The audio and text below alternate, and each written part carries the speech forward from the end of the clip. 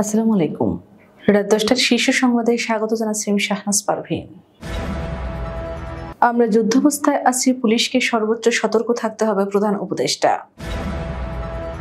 ১/১১-র মতো বিএনপিকে মিডিয়া ট্রায়ালের সম্মুখীন করা হচ্ছে তারেক রহমান।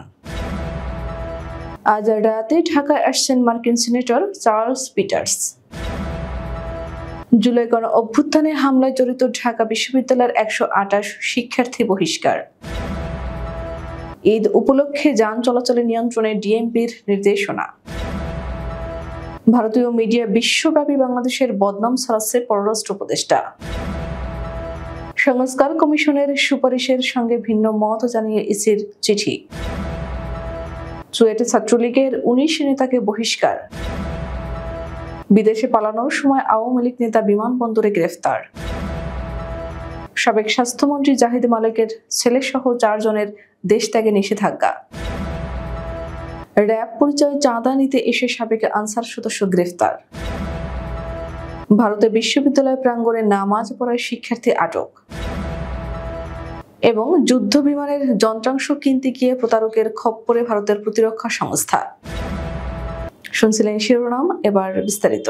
অন্তর্বর্তী সরকারের প্রধান উপদেষ্টা ডক্টর মোহাম্মদ ইউনূস বলেছেন, আমরা এখন যুদ্ধাবস্থায় আছি। ষড়যন্ত্রকারীরা এই সুযোগে শান্তি বিনষ্টের চেষ্টা করবে, তাই পুলিশকে সর্বোচ্চ সতর্ক থাকতে হবে।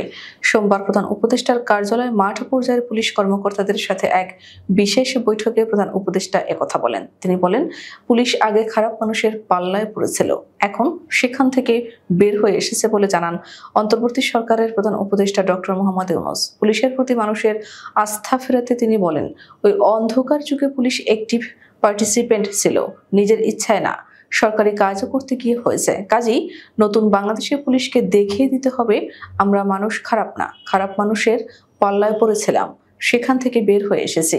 ১/১১-র মতো আবারও বিএনপিকে মিডিয়া ট্রায়ালের মুখোমুখি করা হচ্ছে বলে অভিযোগ করেছেন বিএনপির ভারপ্রাপ্ত চেয়ারম্যান তারেক রহমান। সোমবার সন্ধ্যায় অনলাইন অ্যাক্টিভিস্টদের ইফতার মাহফিলে ভার্চুয়ালি যুক্ত হয়ে তিনি এ অভিযোগ করেন।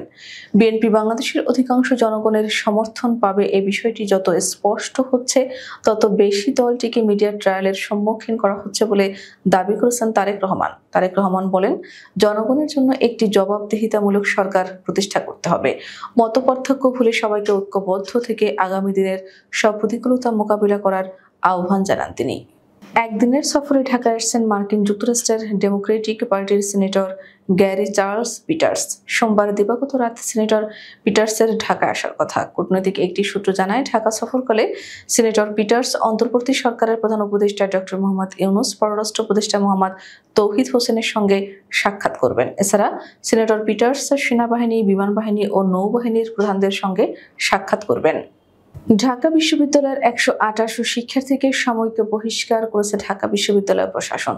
বহিষ্কৃত শিক্ষার্থীরা নিষিদ্ধ সংগঠন ছাত্রলীগের রাজনীতির সঙ্গে জড়িত বলে জানা গেছে। জুলাই গণ অভ্যুত্থানে হামলা সংক্রান্ত তথ্যানুসন্ধান কমিটির প্রতিবেদনের আলোকে আজ সোমবার দুপুরে বিশ্ববিদ্যালয়ের সিন্ডিকেট সভায় এ সিদ্ধান্ত নেওয়া হয়।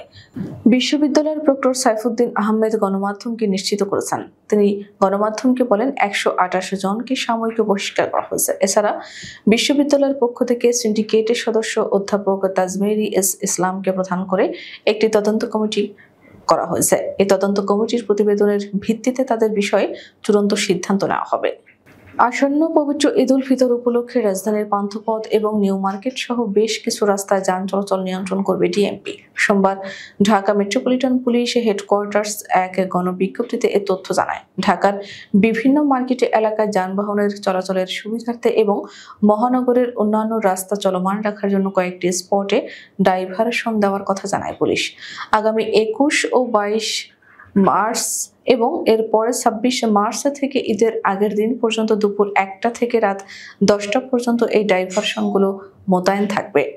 ভারতীয় মিডিয়া বিশ্বব্যাপী বাংলাদেশ সম্পর্কে নানা রকম মিথ্যা তথ্য তুলে ধরে বদনাম ছড়াচ্ছে বলে মন্তব্য করেছেন অন্তর্বর্তী সরকারের পররাষ্ট্র উপদেষ্টা তৌহিদ হোসেন। সোমবার রাজধানীর পল্টন টাওয়ারে ইকোনমিক রিপোর্টার্স ফোরাম কার্যালয়ে এক কর্মশালায় ও মতবিনিময় সভায় তিনি এ মন্তব্য করেন।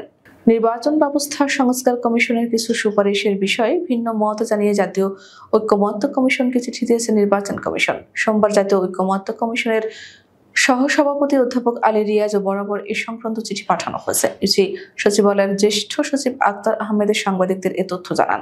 নির্বাচন কমিশন মনে করে এসব সুপারিশ বাস্তবায়িত হলে ইসির স্বাধীনতা খর্ব হবে। ইসি সচিব বলেন, নির্বাচন ব্যবস্থা সংস্কার কমিশনের 9 থেকে 10টি সুপারিশের বিষয়ে ভিন্ন মত জানিয়ে ঐকমত্য কমিশনের কাছে চিঠি দেওয়া হয়েছে। সংস্কার কমিশনের সুপারিশে সংসদীয় আসনের সীমানা নির্ধারণে একটি স্বতন্ত্র কমিশন করার কথা বলা হয়েছে। নির্বাচন কমিশন বলেছে এটির প্রয়োজন নেই। চট্টগ্রাম প্রকৌশল ও প্রযুক্তি বিশ্ববিদ্যালয়ের সাথে শিক্ষার্থীকে বিভিন্ন মেয়াদে বিশ্ববিদ্যালয়ের শিক্ষা কার্যক্রম এবং স্থায়ীভাবে আবাসিক হল থেকে বহিষ্কার করা হয়েছে। এর বাইরে কেবল আবাসিক হল থেকে সাময়িক বহিষ্কার করা হয়েছে আরও 12 শিক্ষার্থীকে। বহিষ্কৃত সবাই নিষিদ্ধ ঘোষিত ছাত্রলীগের চুয়েট শাখার সাবেক নেতা। বিশ্ববিদ্যালয়ের শৃঙ্খলা কমিটির 281তম সভায় এসব সিদ্ধান্ত নেওয়া হয়। আজ সোমবার শৃঙ্খলা কমিটির সদস্য সচিব ও ছাত্র কল্যাণ অধিদপ্তরের পরিচালক মোহাম্মদ মাহবুবুল আলম স্বাক্ষরিত পৃথক 21টি বিজ্ঞপ্তিতে এসব সিদ্ধান্তের কথা জানানো হয়েছে। বিদেশে পালানোর সময় ঢাকার শাহজালাল আন্তর্জাতিক বিমানবন্দর থেকে যশোরের শার্শা উপজেলার এক আওয়ামী লীগ নেতাকে গ্রেফতার করা হয়েছে। তিনি ওই উপজেলার শার্শা ইউনিয়নের সাবেক চেয়ারম্যান। রোববার রাতে তাকে হযরত শাহজালাল আন্তর্জাতিক বিমানবন্দর থেকে গ্রেফতার করে ইমিগ্রেশন পুলিশ। সোমবার দুপুর 2টার দিকে শার্শা থানার ভারপ্রাপ্ত কর্মকর্তা রবিউল ইসলাম এ তথ্য নিশ্চিত করেছেন। গ্রেফতার কবির উদ্দিন তোতা যশোরের শার্শা উপজেলার শ্যামলগাছি গ্রামের মৃত বদর উদ্দিনের ছেলে। তিনি শার্শার 10 নম্বর ইউনিয়ন পরিষদের সাবেক চেয়ারম্যান ও উপজেলা আওয়ামী লীগের যুব ও ক্রীড়া বিষয়ক সম্পাদক কবির উদ্দিন তোতা। তার বিরুদ্ধে নাশকতা ও চাঁদাবাজি সহ 3টি মামলা রয়েছে। সাবেক স্বাস্থ্যমন্ত্রী জাহিদ মালিকের ছেলে রাহাত মালিক সহ 4 জনের দেশত্যাগে নিষেধাজ্ঞার আদেশ দিয়েছেন আদালত। আজ সোমবার ঢাকা মহানগর সিনিয়র স্পেশাল জজ মোহাম্মদ জাকির হোসেন গালিব এই আদেশ দেন।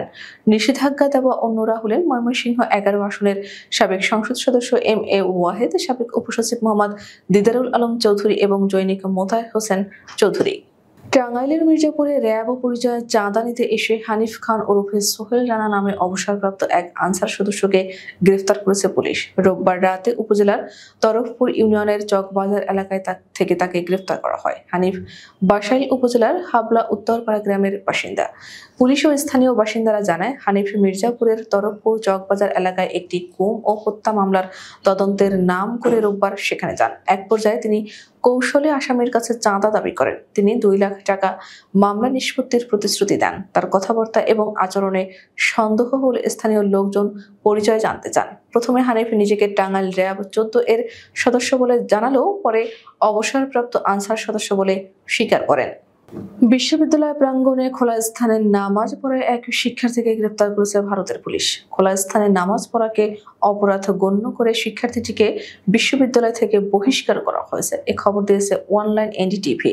এতে বলা হয়, মর্মান্তিক এই ঘটনা ঘটেছে ভারতের উত্তরপ্রদেশের মিরাটে। সেখানের বেসরকারি একটি বিশ্ববিদ্যালয়ের ঘটনা এটি।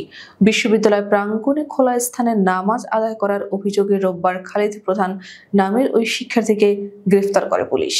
সাইবার প্রতারণা শিকার হয়ে $63,000 বা 55 লাখ রুপি খুঁজেছে ভারতের সরকারি মহাকাশ ও প্রতিরক্ষা সংস্থা হিন্দুস্তান এরোনটিক্স লিমিটেড। রোববার ভারতীয় সংবাদ মাধ্যম এনডিটিভির এক প্রতিবেদনে এ তথ্য উঠে এসেছে। প্রতিবেদনে জানানো হয়েছে, এ ঘটনায় গত বৃহস্পতিবার ভারতের আইটি আইনের অধীনে মামলা করেছেন HAL কানপুরের অতিরিক্ত জেনারেল ম্যানেজার অশোক কুমার সিং। 2024 সালের মে মাসে মার্কিন সংস্থা PS ইঞ্জিনিয়ারিং ইনকর্পোরেটেড এর সঙ্গে 3টি যুদ্ধবিমানের যন্ত্রাংশ কেনার বিষয়ে যোগাযোগ করেছিল HAL। দুই পক্ষের আলোচনার মধ্যে ঢুকে পড়ে অন্য আরেকটি ইমেইল। তৃতীয় ইমেইলের নাম মার্কিন ওই সংস্থাটির ইমেইলের ঠিকানার অনুরূপ। পার্থক্য ছিল কেবল একটি যা HAL এর নজর এড়িয়ে যায়। পরে ওই ফেক ইমেইলের দেওয়া ব্যাংক অ্যাকাউন্টে অর্থ পাঠিয়ে দেয় HAL। এরপর এয়ারক্রাফটের যন্ত্রাংশ না আসায় আসল মার্কিন সংস্থাটির সঙ্গে যোগাযোগ করা হলে তারা কোনো অর্থ পায়নি বলে জানায়। এরপরে HAL বুঝতে পারে যে তারা আসলে ভুল অ্যাকাউন্টে অর্থ পাঠিয়েছে। আমাদের আগামীকাল দুপুর 2টার শীর্ষ সংবাদ দেখার আমন্ত্রণ জানিয়ে এখনকার মতো বিদায় নিচ্ছি। দর্শক, ভিডিওটি শেষ পর্যন্ত দেখার জন্য আপনাকে অসংখ্য ধন্যবাদ। নিত্য নতুন সংবাদ পেতে আমাদের ইউটিউব চ্যানেলটি সাবস্ক্রাইব করুন ও নিয়মিত নোটিফিকেশন পেতে বেল বাটনটি ক্লিক করুন এবং আমাদের ফেসবুক পেজটিতে লাইক করুন। এছাড়াও আমাদের ভিডিওতে লাইক দিয়ে শেয়ার করুন। আল্লাহ হাফেজ।